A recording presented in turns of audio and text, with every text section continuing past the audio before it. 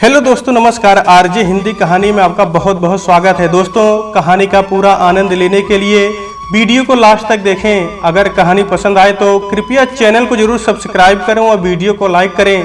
तो दोस्तों चलिए शुरू करते हैं। 16 श्रृंगार कर दुल्हन के जोड़े में सजी पूजा नभ से उतरी कोई अप्सरा ही लग रही थी। उस मेनका के रूप आकर्षण में बंध रहा था उसका दूल्हा अजय। पूजा के रूप पर तो उसकी सासू माँ भी बलिहारी जा रही थी। अजय भी रूप में उससे कुछ कम ना था। बलिष्ठ तन, ऊंचा कद, सांवला रंग और बोलती आंखें, चेहरे पर फैली सौम्य मुस्कान उसे सबसे अलग करती थी। यही नहीं, पूजा और अजय केवल रूप के धनी नहीं थे बल्कि गुणों और भावनाओं में भी श्रेष्ठ थे। कविता जी तो राम सीता सी इस जोड़ी की बार बार बलाएं ले रही थी। दोनों की शादी बहुत ही शांतिपूर्ण ढंग से हो गई। पूजा के ससुराल में अजय के अलावा सौम्य सी सासू माँ और नटखट सा 14 साल का देवर था। ससुर की मौत हुए अभी 3 साल ही हुए थे। पूजा अपने ससुराल में बहुत खुश थी और सब उससे खुश थे। शादी को 8 महीने हुए थे कि खुशी ने एक बार फिर पूजा के घर पर दस्तक दी। वो माँ बनने वाली थी, पर कहते हैं ना कि खुशियों को नजर लगते देर नहीं लगती। पूजा ऊपर वाले कमरे की सफाई कर रही थी। अचानक से डोरबेल बजी और अजय के आने की आहट पाकर वह तेजी से सीढ़ियां उतरने लगी कि पैर फिसल गया और पूजा सीढ़ियों से गिर पड़ी। अस्पताल में पता चला कि पूजा अपने 4 महीने के बच्चे को खो चुकी थी। पूजा के साथ संघर्षों का सिलसिला अभी शुरू ही हुआ था। बच्चे को खोने के गम से निकले अभी महीना भी नहीं हुआ था कि एक और हादसे की सूचना आ गई। अजय की एक्सीडेंट से बहुत दर्दनाक मौत हो गई थी। इस सूचना ने पूजा को अंदर से तोड़ डाला। अजय की मौत को एक दिन गुजर गया था, पर पूजा तो जैसे शून्य हो गई थी। जब पूजा को रुलाया गया तो दहाड़ मार मार कर पूजा ऐसे रोई कि देखने वाला भी कुदरत की इस क्रूरता पर क्रोधित हो जाए। पर कुदरत कहाँ मानने वाली थी अभी। उसने तो जैसे ठान लिया था एक के बाद एक गम पूजा की झोली में डालने की। अजय की मौत को 10 दिन हुए थे कि पूजा पर से उसकी माँ जैसी सास का साया भी छिन गया। बेटी की मौत को कविता जी सह नहीं पाई और दिल का दौरा पड़ने से इस दुनिया से चली गई। जिस घर में एक नए सदस्य के आने की दस्तक थी, उसी घर में उस नए सदस्य सहित 2 और सदस्य इस घर को छोड़ के जा चुके थे। अब रह गए थे बस पूजा और उसका 15 वर्षीय देवर नीरज।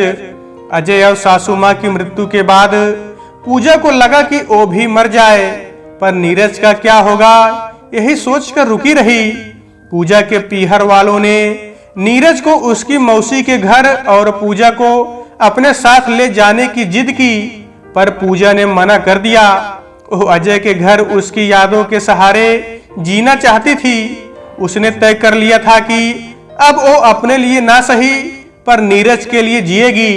अपने दर्द के सैलाब को रोककर नीरज के आंसुओं को पोंछने लगी थी। अब 22 वर्षीय पूजा अपने 15 वर्षीय देवर की भाभी से उसकी माँ बन गई थी। अपनों को खोने की कड़ी पर तो विश्राम लग गया था, पर अब एक नई चुनौती पूजा के सामने आ खड़ी हुई थी। वो थी नीरज की पढ़ाई और घर चलाने के लिए कमाई की। पीहर से वो पैसा लेना नहीं चाहती थी। एक दिन अपनी दादी, जो उसकी बचपन की दोस्त थी, से बात कर रही थी। तभी दादी ने कहा, पूजा मेरी बच्ची, भगवान ने तुझे सिर्फ रूप ही नहीं हुनर भी दिया है। तू बचपन से कितनी सुंदर डिजाइनर ड्रेस बनाती थी। तेरे पिता ने तुझे फैशन डिजाइनर बनने नहीं दिया, पर खुद की कितनी सुंदर ड्रेस बनाकर पहनती थी। जो तेरे कपड़ों को देखता तारीफ में लफ्ज खत्म हो जाते थे। हाँ दादी, ये आइडिया तो बहुत अच्छा है।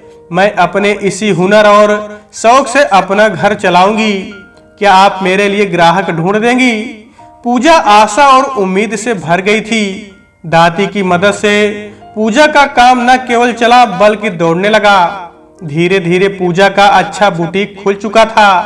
नीरज भी अब बड़ा होने लगा था। नीरज पढ़ाई में होशियार था, इस कारण कॉलेज में प्रवक्ता बन गया।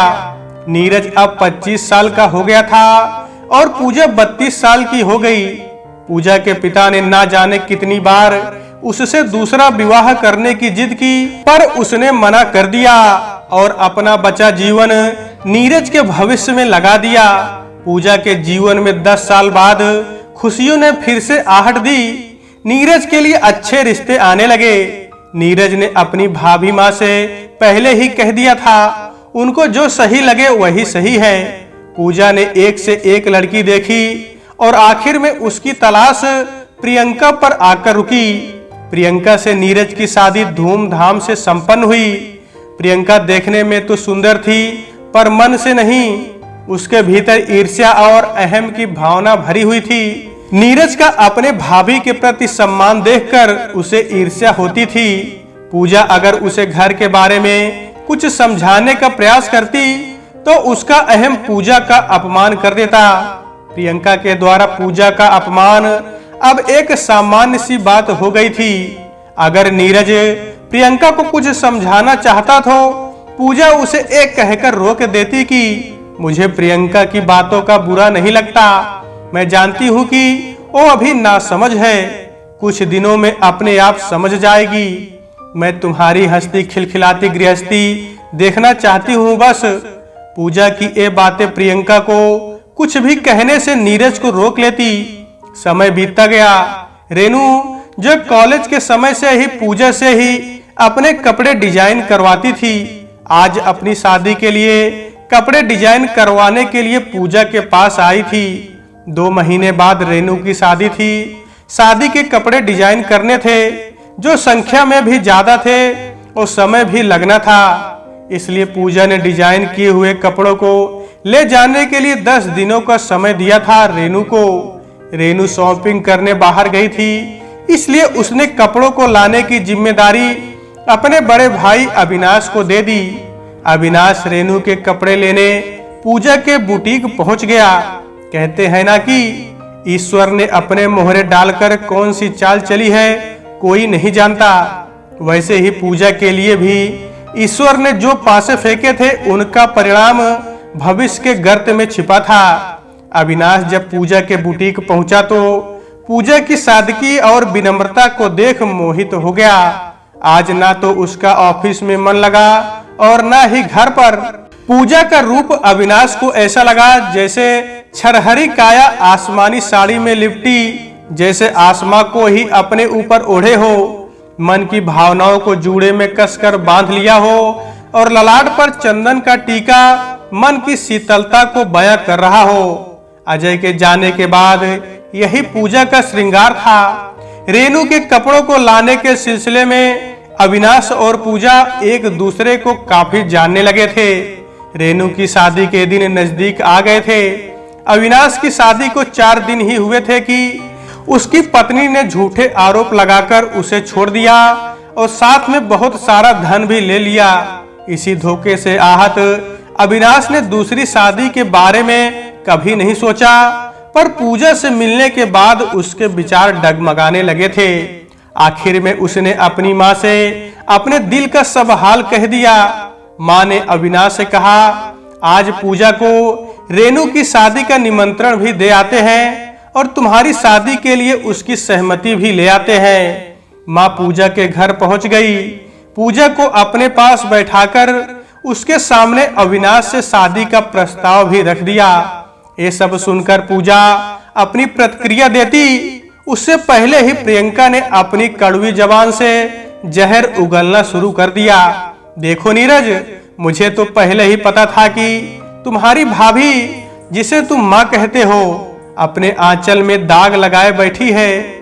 ना जाने कब से इनका इश्क चल रहा है। ईश्वर ही जाने कितना पुराना है ये इश्क। ये जो बुटीक इन्होंने खोल रखा है ना, इसके पीछे इनकी काबिलियत नहीं कुछ और ही। अचानक से जोर का तमाचा प्रियंका के गालों पर पड़ा। सब मौन थे, बस बोल रहा था केवल नीरज। प्रियंका, तुमने आज तक भाभी माँ का दिल बहुत बार दुखाया, हमेशा उनका अपमान किया और मैं एक निर्लज्ज बेटे की तरह सब सुनता रहा। तुम्हारे द्वारा जो ताने दिए गए वो मैं सहता गया, पर अब तुमने मेरी भाभी माँ के चरित्र पर ही सवाल खड़े कर दिए। ये मैं सहन नहीं कर सकता। अगर मेरी माँ होती तो भी मैं शायद उनको इतना सम्मान नहीं देता जितना अपनी भाभी माँ को देता हूँ। मेरे जीवन में प्राणवायु की तरह समाई हुई है मेरी भाभी माँ, जिसके बिना मृत्यु होती है। मेरी भाभी माँ हमेशा पवित्र थी और रहेंगी। पूजा के कानों में प्रियंका के शब्दों ने जो लावा पिघलाया था वो अब नीरज के शब्दों से शीतल हो गया था। पूजा की आंख से दरिया बह रहा था, पर संतुष्टि थी कि जिसे अपना बेटा मानकर अपना जीवन उसमें लगा दिया, आज वो बेटे से भी बढ़कर सम्मान दे रहा है। नीरज ने कहा, अविनाश जी की माँ ने मुझे पहले ही सब कुछ बता दिया था, पर मैं अपनी भाभी माँ से उनकी शादी की बात कैसे करता, इसलिए मैंने उन्हें खुद ही बात करने को कहा।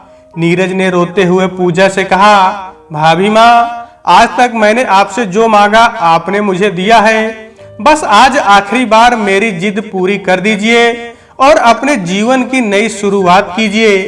नीरज और अविनाश की माँ की बातों ने पूजा को हाँ भरने के लिए विवश कर दिया और इस तरह पूजा और अविनाश के नए जीवन की शुरुआत हो गई और पूजा के जीवन में संघर्षों को विराम मिल गया। तो दोस्तों, आज के वीडियो में बस इतना ही। कहानी आपको कैसी लगी कमेंट बॉक्स में जरूर बताइएगा। अगर कहानी पसंद आई है तो कृपया चैनल को जरूर सब्सक्राइब करें और वीडियो को लाइक करें। तो दोस्तों, आपसे फिर मिलते हैं अगले वीडियो में। तब तक के लिए नमस्कार।